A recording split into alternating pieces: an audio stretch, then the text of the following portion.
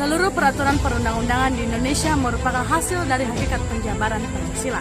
Oleh sebab itu, Pancasila adalah sumber hukum tertinggi di Indonesia dan juga menjadi acuan pembentukan hukum serta melindungi warga negara Indonesia.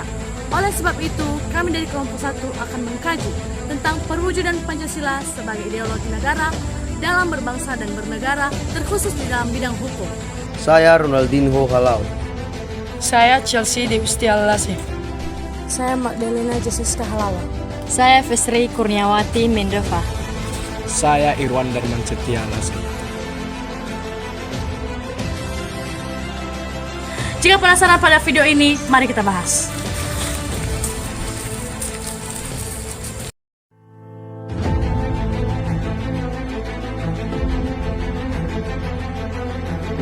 Adanya juga perwujudan Pancasila di bidang hukum tentang sila pertama yang sudah tertera terkhusus di dalam beragama di pasal 28E ayat 1 dan 2 Undang-Undang Dasar 1945 tentang kebebasan memeluk agama dan memiliki kepercayaan.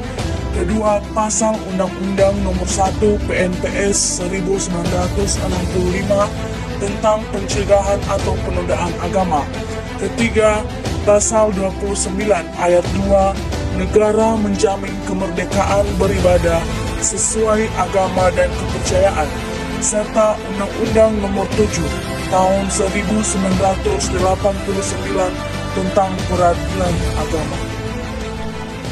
Perwujudan Pancasila tentang toleransi antar umat beragama penting karena bisa terwujudnya dalam kehidupan bermasyarakat dalam damai serta rukun dan saling membantu antara pemeluk agama yang berbeda.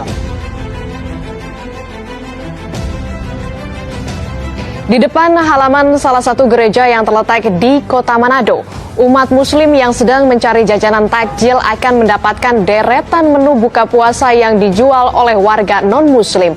Warga yang berjualan ini beragama Kristiani. Namun mereka ikut merasakan kebahagiaan saat menyediakan menu buka puasa bagi umat muslim. Arti persaudaraan sangatlah penting bagi masyarakat Sulawesi Utara. Karenanya, toleransi beragama ini patut untuk selalu dijaga.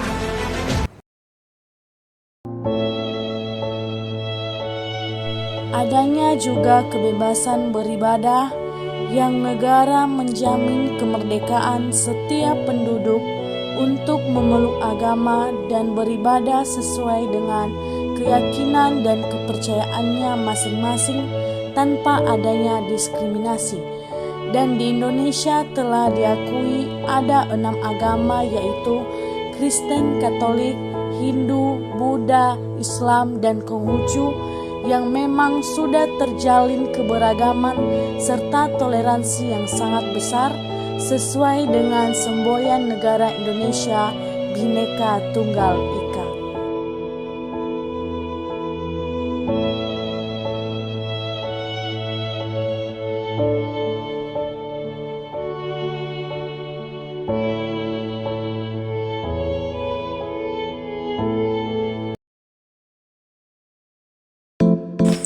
Adanya juga perwujudan yang berkaitan tentang kemanusiaan adil dan beradab dari sila kedua, yaitu Pancasila menjadi dasar bagi pembentukan sistem hukum di Indonesia yang bertujuan untuk menciptakan tatanan yang adil dan beradab.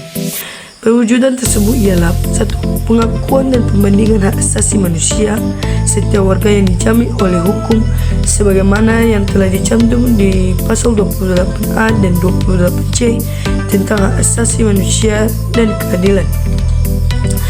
Dua, persamaan derajat di hadapan hukum harus diterapkan secara adil dan tidak didiskriminatif terhadap semua warga negara. Tiga, anti diskriminasi. Tidak ada perbedaan perlakuan hukum berdasarkan suku, agama, ras, antar golongan dan lain-lain. Empat, penciptaan hukum yang bermoral. Sistem hukum di Indonesia didasarkan pada nilai-nilai moral dan etika kemanusiaan yang tinggi, sebagaimana yang telah dicantum di pasal 28D ayat 1. Orang berkaitan atas pengakuan, jaminan dan kepastian hukum yang adil. serta Undang-Undang Dasar tahun 1945 mengatur hak asasi manusia dan menegaskan persamaan derajat. Perwujudan Pancasila terkhusus di bagian sila kedua ini yaitu pembentukan lembaga penegak hukum, pembentukan lembaga-lembaga independen dan profesional dengan kemanusiaan yang adil dan beradab, antara lain Komisi Yudisial, Komisi Pemberantasan Korupsi, KPPU, dan Komnas HAM. Kedua yaitu larangan praktik perdagangan manusia atau human trafficking, yakni ini berkaitan tentang martabat dan kemanusiaan seseorang.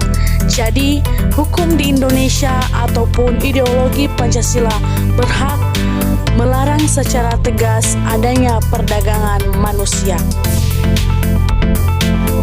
Indonesia juga membutuhkan yang namanya persatuan dan kesatuan. Oleh sebab itu, ada yang menjadi perwujudan Pancasila di dalamnya, yakni peraturan yang mendukung persatuan. Ini mengatur tentang bela negara, hak dan kewajiban warga negara, serta pembinaan wawasan kebangsaan. Adanya penegakan hukum yang konsisten, supaya bisa mencerminkan nilai-nilai Pancasila untuk mewujudkan kesatuan bangsa Indonesia. Yang terakhir perwujudan Pancasila yaitu adanya penghormatan kepada keberagaman.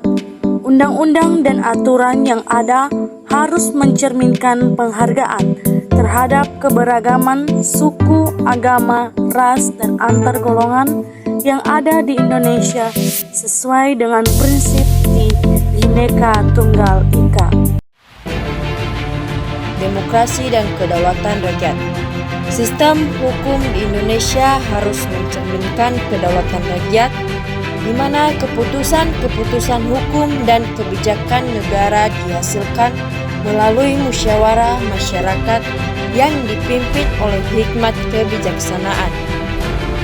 Kedua, pembentukan lembaga hukum seperti lembaga peradilan yang berfungsi untuk menegakkan keadilan dan melindungi hak-hak warga negara sesuai dengan aspirasi rakyat. Contoh, pemilu.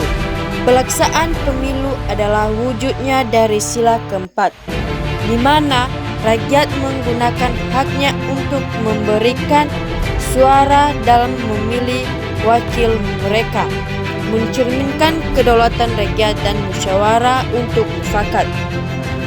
Peradilan yang independen. Ini memastikan proses hukum yang adil dan tidak memihak.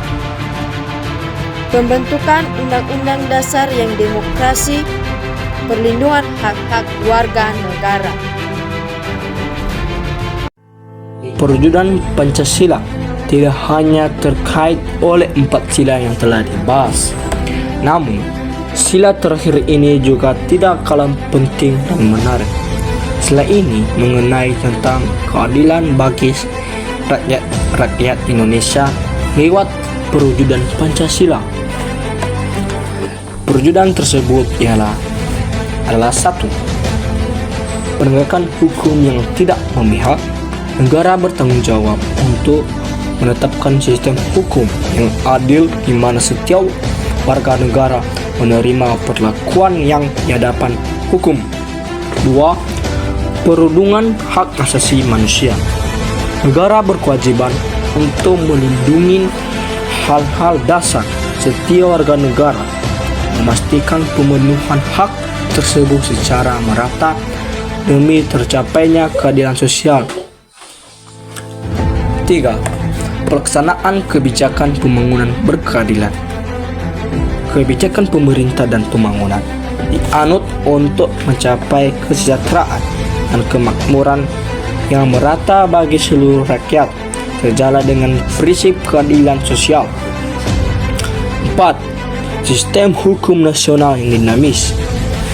Pancasila sebagai ideologi menjadi tolak ukur untuk mencapai ketatanan hukum yang dinamis dan fleksibel, mampu menyesuaikan diri dengan perkembangan zaman. dan tetap menjunjung tinggi nilai keadilan. Contoh 1. Tidak main hakim sendiri, harus sesuai dengan prosedur hukum yang berlaku. 2. Perlakuan hukum yang sama. 3. Menghormati lembaga penegak hukum. 4. Pembangunan yang merata. 5. Keseimbangan hak dan kewajiban. Sekian video dari kami dan terima kasih.